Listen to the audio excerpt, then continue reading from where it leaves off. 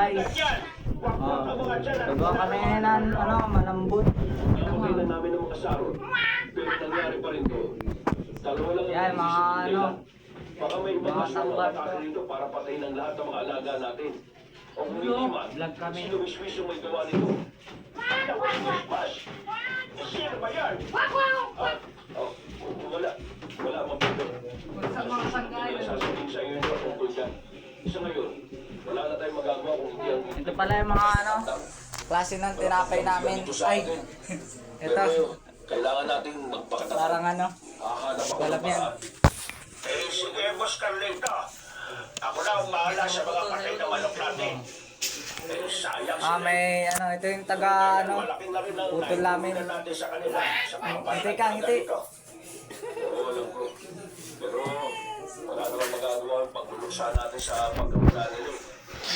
Guys, turuan ko kayo magpinis ng plancha. Sa mga posibleng makakalaban natin. Isa pa lang ang Linis tamad lang. malaki ang posibilidad na sasali siya sa mga gaganaping sabog sa bayan. Sino? Mahuhusay ko yung lahi ng mga tandang niya. Si Dolio Cadyo, isang mayamang negosyante ng mga karne. Mga nasa 3 taon pa lang siya nung pasukin ni Bas. Sabi ko, Bakit ba kung ganun? Eh, teka, maasahan ba natin sila? Baka mamaya mas kakampihan pa nila ang Don Yucadyo na yun. Hindi, Boss Carlito. Malupit si Don Yucadyo. At marami na rin siyang pinatay. Natatakot lang talaga sila Lucas, kaya hindi sila makalis doon ulo ng camera. Kung ganun, makakakuha tayo ng impormasyon sa kanila patungkol dun sa Don Yucadyo na yan. Ay, huwag kayo mag-alala, boss. Kapag may oras, dadalhin ko siya rito at nang kayo mismo makapag-usap.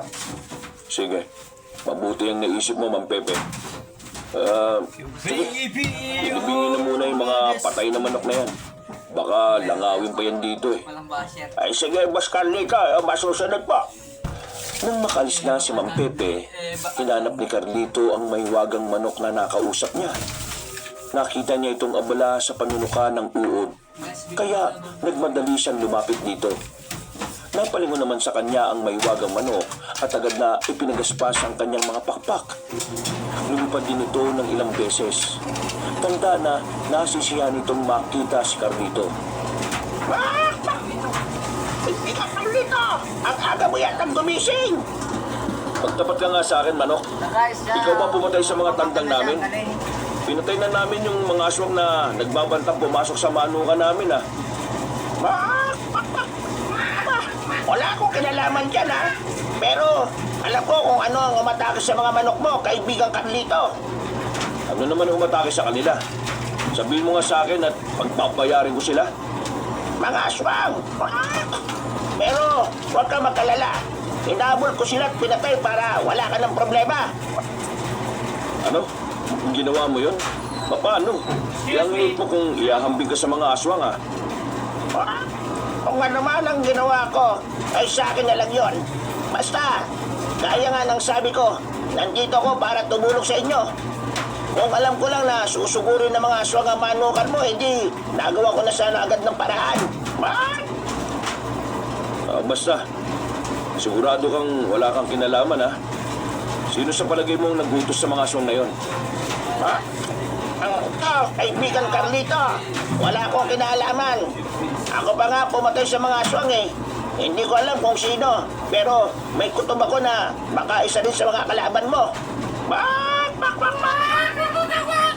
Introducing to you a multi-purpose bag with large storage capacity. The bag is divided into 4 separate compartments from small to large. You can put your phone, keys, money, etc. The lightweight, waterproof material is very... Kutob ako na baka isa din sa mga kalaban mo. Sige lang. Palalaman ko rin kung sino yung patraidor ng maatake sa akin. Hindi man lang siya marunong lumaban ng patas. Mga tuwak sila. Ano na ang plano mo ngayon, kaibigan? Hindi ko pa alam Basta, mahahanapan ko ito ng solusyon. Ay, teka nga. Salamat nga pala sa ibinigay mong mga itlog, Alam kong pumasok na sa katawan ko yung bertud, Naramdaman ko kagad kanina nang magising ako. Walang anuman, kaibigan.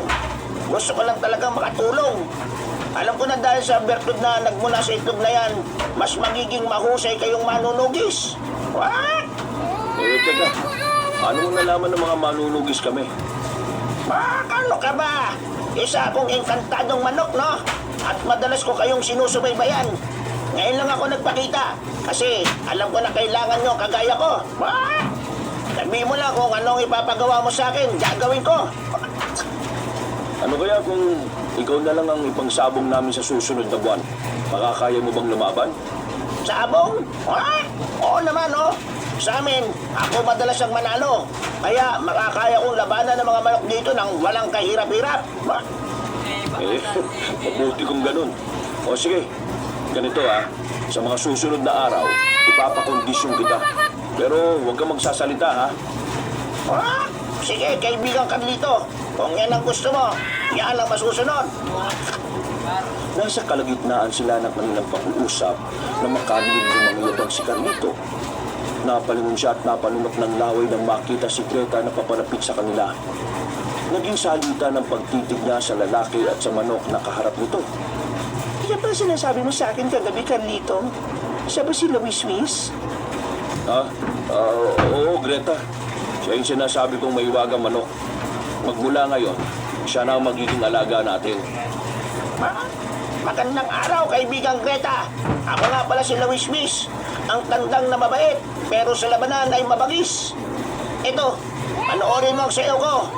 Kaibigan, tingnan mo, oh. Kahanga-hanga ka naman, Luis Luis. Tama na yung pagsasayaw mo at mapapagod ka. At teka, Carlito, totoo ba sinabi sa akin ni Ma'am Pepe? Patay na daw lahat ng tandang natin?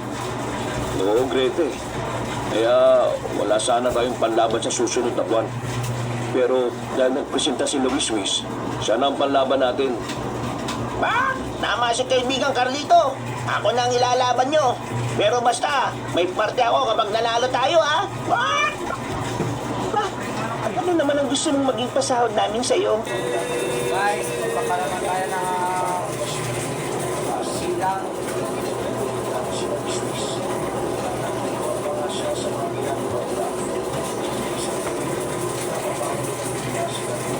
Gumagawa ng red, washing, drying, gumagawa.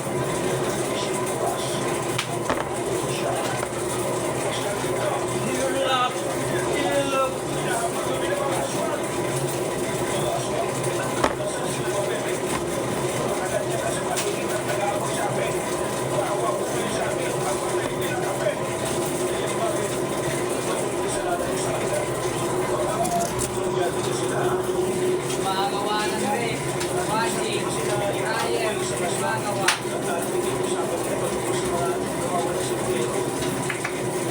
Bichuin ko.